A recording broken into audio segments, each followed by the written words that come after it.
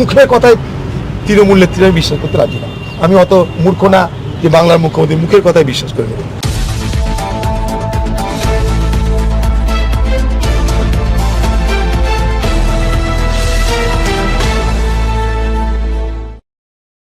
পশ্চিমবঙ্গে বিধানসভা চলছে, কিন্তু বাইরন বিশ্বাস বাইরে।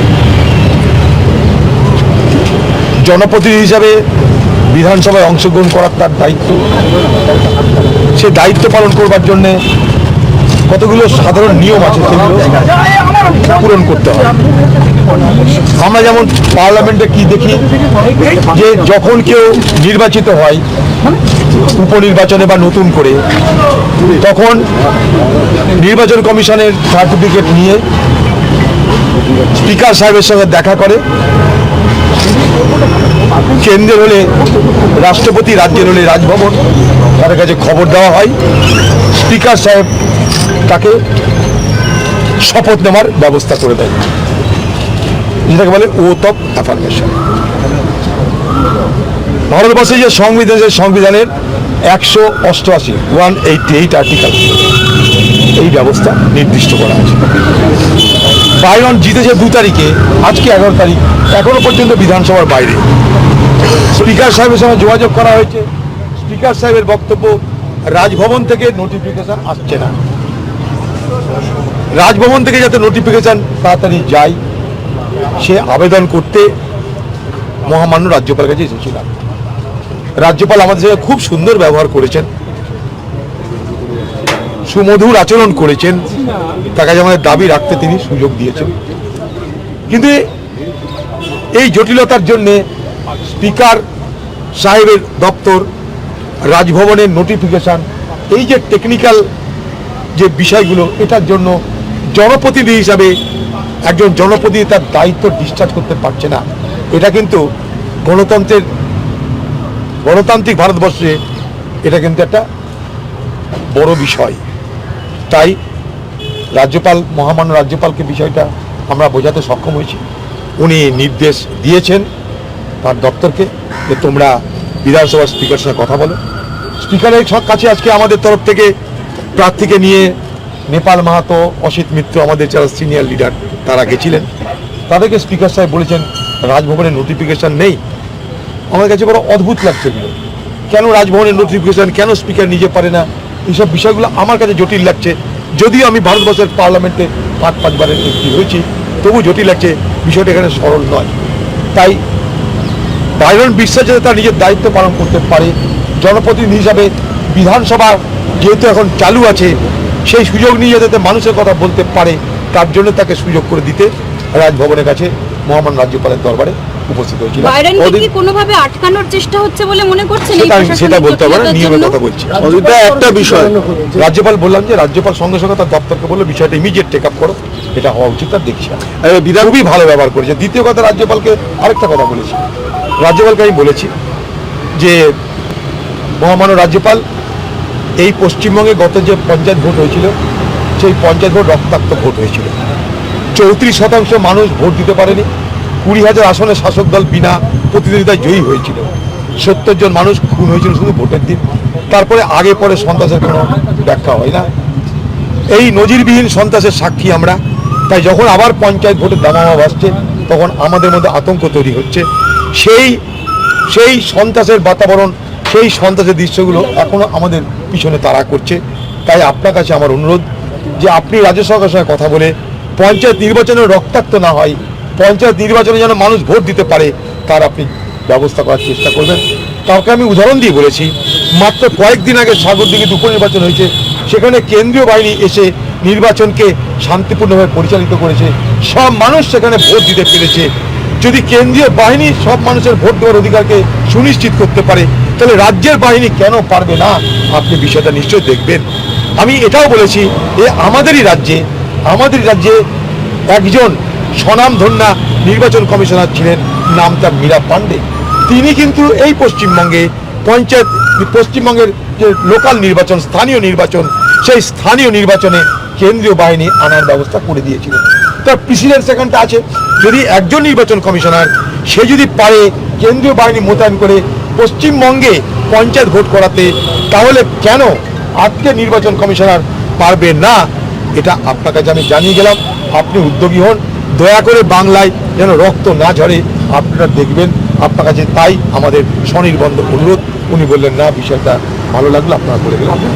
পঞ্চায়েতে কেন্দ্রীয় বাহিনী দাবি করছেন। একদম কেন্দ্রীয় বাহিনী শুধু পড়ত না, রাজ্যের বাহিনীর উপর আমাদের বিন্দুমাত্র আস্থা নাই, তাই কেন্দ্রীয় বাহিনী। বাংলার মুখ্যমন্ত্রী যদি গ্যারেন্টি দেয় যে না এখানে কি, যেমন উনি যদি এফিডেভিট করে বলেন হাইকোর্টে গিয়ে না এখানটাই সন্ত্রাস হবে না, তাকে বিশ্বাস করবো। মুখের কথায় তৃণমূল নেত্রী আমি বিশ্বাস করতে রাজি না। আমি অত মূর্খ না যে বাংলার মুখ্যমন্ত্রী মুখের কথায় বিশ্বাস করে নেবে। যদি হাইকোর্টে গিয়ে এফিডেভিট দিয়ে বলে যে না এখানে কোনো সন্ত্রাস হবে না, কিছুটা ভরসা করা যেতে পারে। কেন্দ্রীয় বাহিনীর থেকে আমাদের বাহিনী কম আমি কথা বলছি না, কেন্দ্রীয় বাহিনী থেকে রাজ্য বাহিনী অদক্ষ আমি কথা বলছি না, কিন্তু রাজ্যের বাহিনীকে তো স্বাধীনভাবে নিরপেক্ষভাবে চলতে দেওয়া হয় না। সেই জায়গাটা কে দেখবে? পশ্চিমবঙ্গের তৃণমূল সরকার এখানকার রাজ্যের বাহিনীকে নিরপেক্ষভাবে ভোট করতে দেবে না। সন্ত্রাস হবে, সন্ত্রাস দেখছি, গত পৌরসভায় সন্ত্রাস দেখেছি, গত পঞ্চায়েতে সন্ত্রাস দেখেছি। তাই সন্ত্রাস মুক্ত পঞ্চায়েত নির্বাচন কি করে করা যায়, রাজভবনের দরবারে গিয়ে তার কথা বলে। বলছি একটা বিষয় বলছিলাম যে রাজভবনের সঙ্গে বিধানসভা কি বাইরন বিশ্বাসের শপথ নিয়ে কোনো যোগাযোগ করেছে এই মুহূর্তে? ও আমাদের সামনে বললো, দপ্তরকে বললো দেখতে হবে।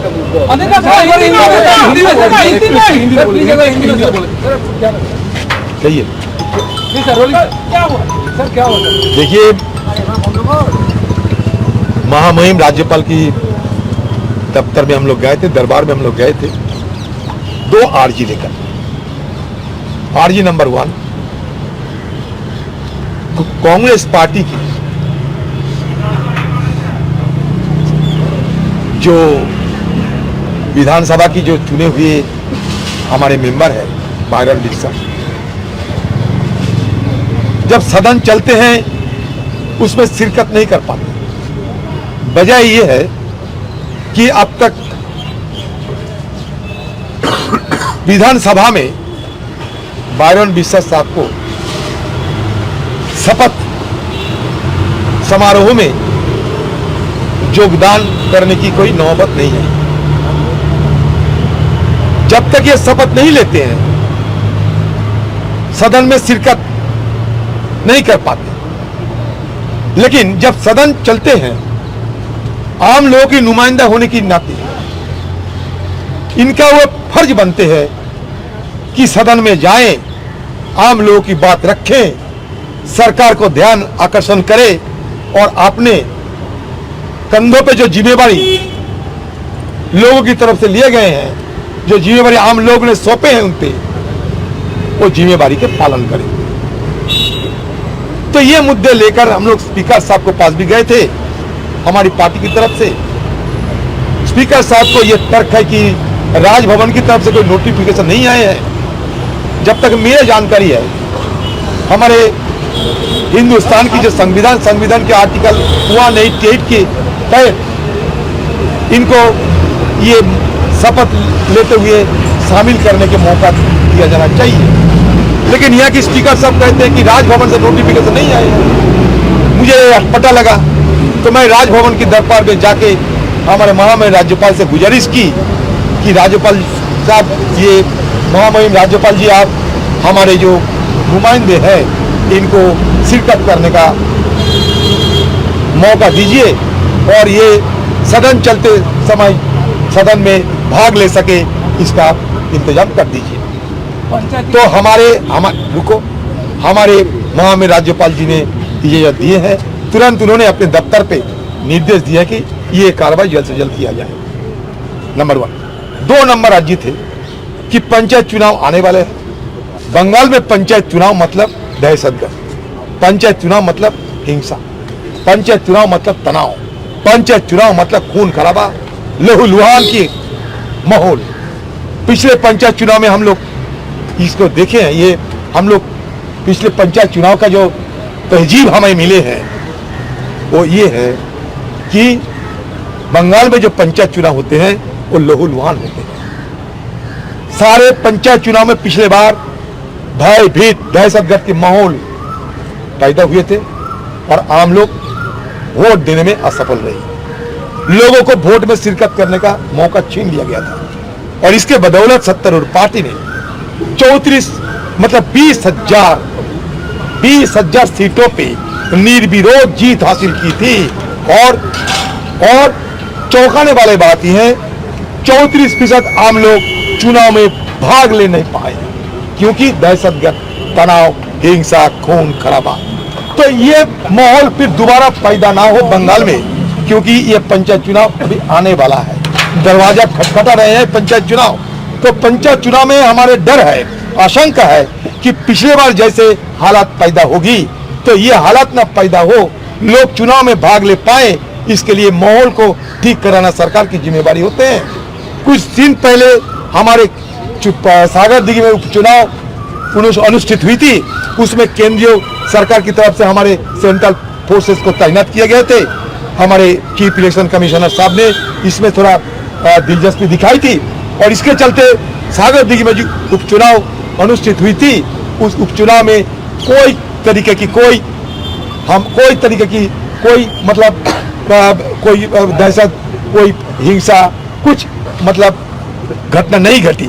लोग आराम से, लोग बड़े निश्चित होकर, लोग सुरक्षित महसूस करते हुए अपना मतदान को दे सके, अपना मतदान में भाग ले पाए। तो वो माहौल क्यों ना हमारे बंगाल में हम तैयार कर सके।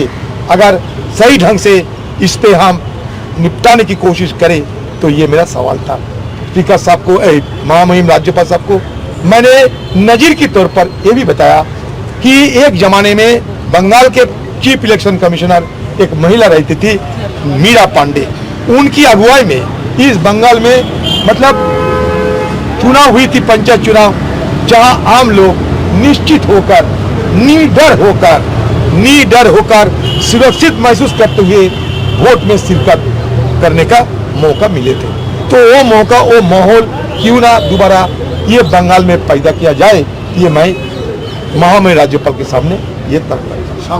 उन्होंने बड़े ध्यान से हमारे बात, बड़े गौर से हमारे सारे बात को सुने हैं और उन्होंने मेरे उन पे भरोसा है कि उनकी तरफ से जितना हद तक जाना चाहिए वो कार्रवाई करने का कोशिश करेंगे, ठोस कदम उठाने की जितना जरिया उनके पास है वो बिल्कुल उनका उसका इस्तेमाल करेंगे। ये मुझे उन पे आस्था है।